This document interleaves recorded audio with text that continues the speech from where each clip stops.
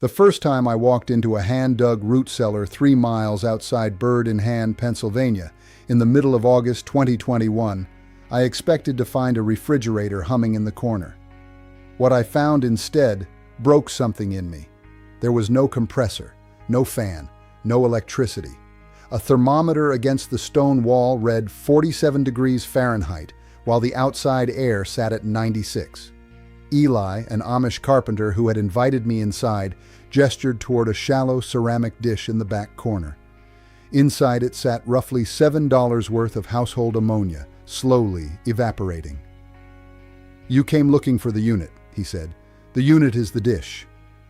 I stood there for 11 minutes, looking for the pipes, the gauge, the thing the brochures insisted you needed. It wasn't there. And that was the moment I understood I'd been wrong about what cools a home. I've been going back to Lancaster County every August for 4 years now. And every time I find something the modern HVAC industry wrote out of the building codes on purpose. Here is what I'm going to prove in the next 14 minutes.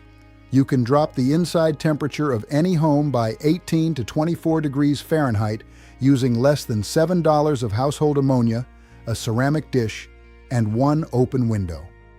The total build costs between $4 and $8.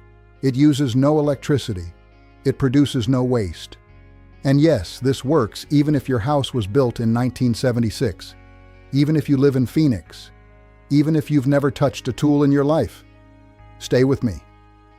What I found in Lancaster County uses the exact same physics the Persians used to harvest mountain ice in the Iranian desert 1,500 years ago. The physics is older than written language. When liquid ammonia absorbs heat, it changes state. It evaporates. The molecules break free, carrying roughly 597 kilojoules of energy with them for every kilogram that evaporates. That single number is why your body feels cold stepping out of a shower. That single number is why a wet bandana on your neck drops your skin temperature in 90 seconds. That single number is why every refrigerator on Earth exists. At Oak Ridge National Laboratory in 1996, Dr. Robert Fiscum and his team documented this exact principle in their study of ammonia absorption cycles. They proved salt mixtures could push a coefficient of performance beyond 0.7 on residential ammonia absorption systems. 7/10 of a unit of cooling for every 1 unit of heat input. Compare that to a standard residential air conditioner, which produces between 3.0 and 4.0 units of cooling per unit of electricity. The compressor appears to win. It doesn't. The ammonia system runs on heat that's already there. Ground temperature, solar gain through the walls, waste heat from the kitchen. The cost of that input is zero. The cost of electricity to drive a compressor is not. So the real comparison is 0.7 units of cooling for roughly nothing versus 3.0 units of cooling for $147 a month in Phoenix. That gap represents $30 billion in cooling equipment sold in America every year. And that is why you have never heard of this. The community I keep coming back to settled here in 1727. Amish families sailed up the Delaware River from the Palatinate region of southern Germany, from Canton, Bern, and Alsace, carrying centuries of cellar-building knowledge European monks had used for 1,000 years.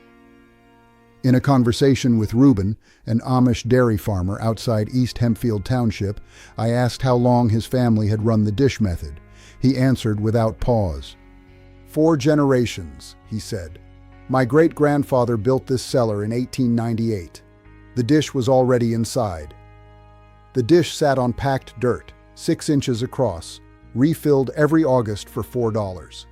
The cellar held 51 degrees Fahrenheit that entire afternoon. No replacement, no service call, no refrigerant leak.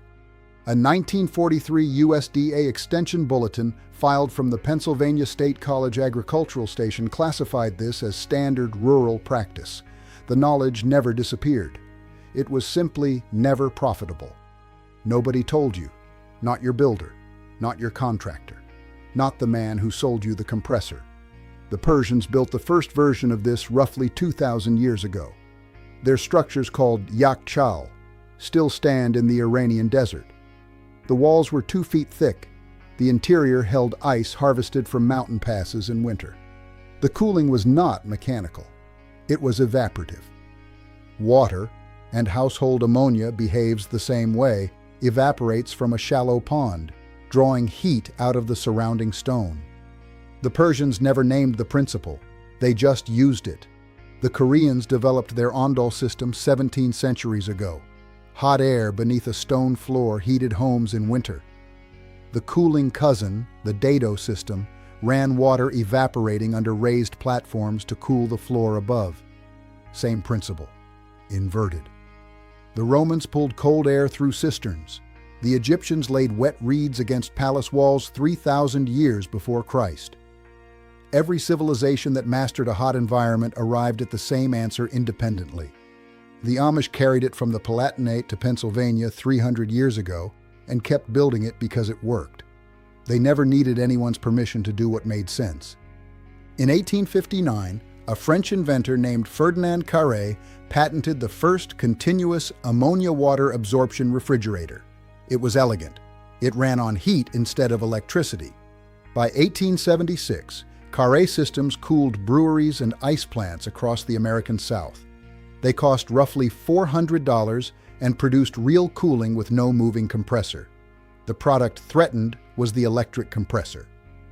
By 1925, General Electric, Westinghouse, and Frigidaire had invested millions in compressor-based cooling patents. They had a market position to protect. The collapse came between 1936 and 1942. The American Society of Heating and Ventilating Engineers published a series of residential cooling bulletins that quietly removed absorption systems from recommended practice. A single technical sentence classified them as unsuited to private home use. Mechanical complexity, the bulletin called it. The Persian yakhchal had no moving parts.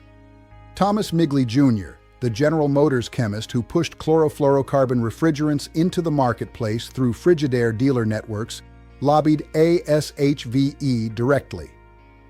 The trade publication Refrigerating Engineering ran paid content from DuPont and General Motors starting in 1934. The Electrical Manufacturers Association filed 11 federal trade statements between 1938 and 1942 endorsing compressor standardization. Each of them sold the same thing. They did not sell cool air. They sold units.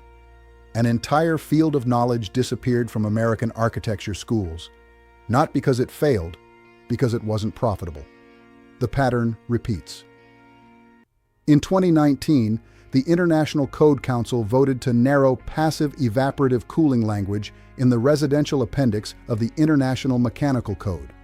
A single trade association, the Air Conditioning, Heating, and Refrigeration Institute, reported over $2 million in federal lobbying that year.